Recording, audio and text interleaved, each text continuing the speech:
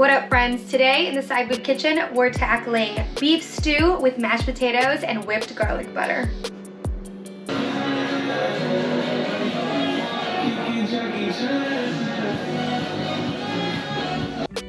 What's up, friends? We are doing beef stew today, and shout out to Heidi for requesting this on YouTube. So what you're gonna wanna do is start by prepping your ingredients. I'm the type of person that likes to prep everything before I start cooking. So you saw me cutting up the chuck roast, chopping up my garlic, chopping up my onions, peel and cut your carrots. I like to do these in about 1/2 to 1/4 inch slices, and then slice up those Yukon Gold potatoes. Now all of this is going to be going into a crock pot, but first we have to season the beef. So you get a little bit of flour, some garlic powder, onion powder, celery salt, and pepper, and you coat all of your chuck roast in that. We are going to be pan searing this first and foremost, just to get a little brown on that meat. Make sure that you mix all the seasonings up really well and get every one of the pieces coated. Then you're gonna put it in your pan, put a little bit of olive oil in there, heat that up so that the meat sears on each side. Be careful not to crowd the pan. You really just wanna get it a little bit brown. Once that's done, you will dump all of that back in your crock pot and add about 1 to 2 tablespoons of butter so that you can start softening the onions and garlic before throwing those into the crock pot.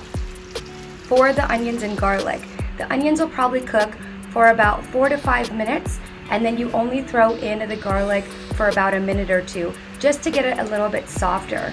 Now, if you are not using a non-stick pan like I am, you can use a little bit of red wine to deglaze it before you add the onions and garlic into your crock pot. So here you see me adding those onions, again 4 to 5 minutes, and then add the garlic another 1 to 2 minutes. If you're not using non-stick, you can add the red wine at this point to deglaze, but if you are using non-stick, pop that right into the crock pot. And don't worry, because everything will end up getting mixed in. Pop in your carrots and potatoes, a sprig of rosemary, a sprig of thyme, 2 bay leaves. Then you're gonna go in with some tomato paste as well as some beef bouillon. This just gives it a little bit more flavor, a little saltier as well. After that, again, some tomato paste. You're gonna also wanna use a full box of beef broth. Now you can use whatever beef broth you like. I've also known people to use bone broth for this as well. Really, it's just whatever your preference is, but this is gonna be what turns into the broth of your stew. After you pop in that beef broth, you're gonna do a little bit of our favorite Worcestershire sauce that none of us know how to say, as well as about a cup of red wine. Now this cooks in the crock pot either on low for 7 to 8 hours or high for 4 to 4.5 hours. At about an hour left in the cook, you're gonna wanna take a little bit of cornstarch as well as cold water, get that really well mixed up, and then add it to the pot and mix everything up again. And this is what actually makes the beef stew a little bit thicker, and that's what you see me doing here.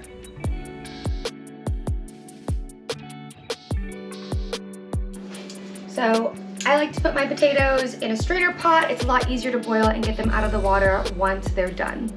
So we're gonna put these in our pot of cold water, because we're gonna start it on cold and then turn the heat on so that these can soak in a little bit of cold water and then reach boiling temperature with the water. Okay.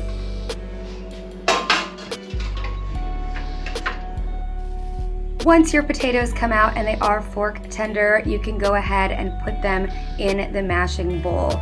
Now, if you have a potato masher, feel free to use it at this point. Unfortunately, I could not find mine, so here I am using a fork.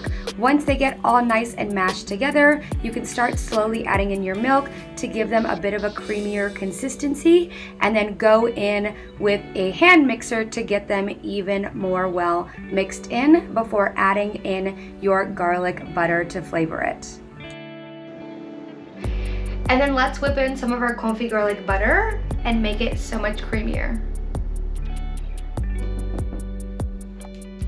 And if you're asking yourself, how do I make confit garlic butter? Go ahead and check out our last episode.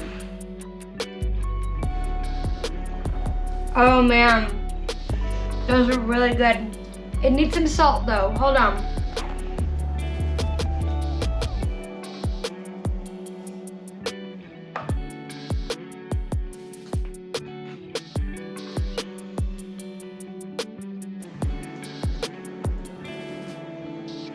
So good. And that's how you make an incredible beef stew. Mmm.